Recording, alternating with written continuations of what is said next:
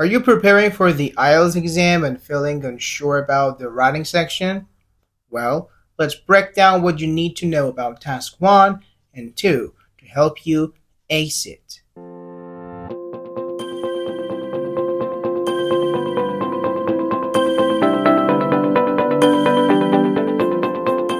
Hey everyone, welcome back to the podcast. It's Nima here, and today we're diving into something super important if you're thinking about taking the IELTS exam. Specifically, we're going to break down the two writing tasks you will face in the IELTS Academic Writing section, Task 1 and Task 2. Now, you may have heard of these before, but if you're wondering what exactly they are and how you can tackle them, then don't worry, I've got your back. So let's start with Task 1.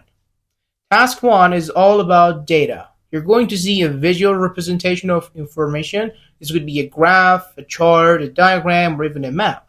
Your job? You need to describe what you see. But here's the catch. It's not just about writing what you see. You need to pick out the key points, make comparisons where needed, and present everything in a clear and structured way. You are expected to write about 150 words in around 20 minutes.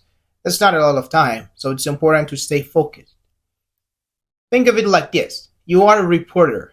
You're not giving an opinion. You're just stating the facts. If the graph shows a rise in the temperature over time, you need to explain that in a way that makes sense, without over-explaining the details.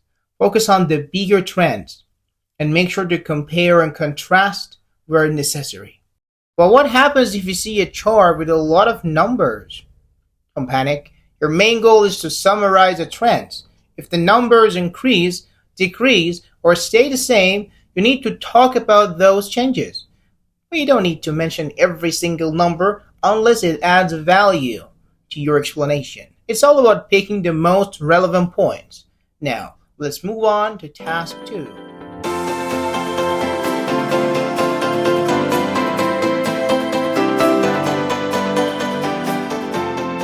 Okay, here's a big one. Task 2.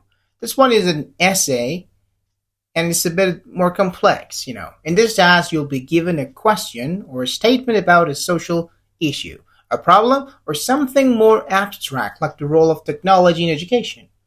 You will need to write a well-organized essay with your opinion on the topic, supported by reasons and examples. But don't panic. Writing an essay in Task 2 doesn't mean writing a massive research paper. Of course not. It's more about presenting your point of view clearly and logically with good examples to back it up. Here is a simple structure that works for most of the questions you might face. Introduction. Restate the question and give a brief outline of your opinion. Body paragraph 1. Present your first reason or argument. Body paragraph 2. Present your second reason or argument. And conclusion. Summarize your main points and restate your opinion in a slightly different way. Remember, each paragraph needs to focus on one clear idea. Don't jump around, please, and make sure your ideas flow smoothly from one to the next. This is where good linking words like furthermore, however, and in addition can make a big difference. I know that you're thinking, Nima, that sounds like a lot to do in 40 minutes. How can I make sure my writing is good enough? Well, here's the thing. You don't need to write the perfect essay. Just make sure you follow the structure, stay on topic, and proofread your work at the end. Small mistakes are okay as long as your ideas are clear. Here's a quick tip. Write a brief outline before you start your essay. Spend 3 minutes doing that and it will save you so much time later. Trust me. You will feel way more organized.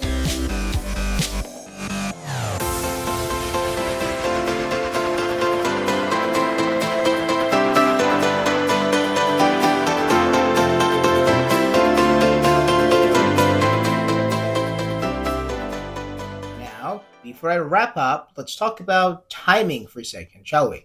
In this IELTS writing section, Task 1 is shorter, so I'll give it around 20 minutes. And save the remaining time for Task 2, because Task 2 is more complex and requires a lot more attention.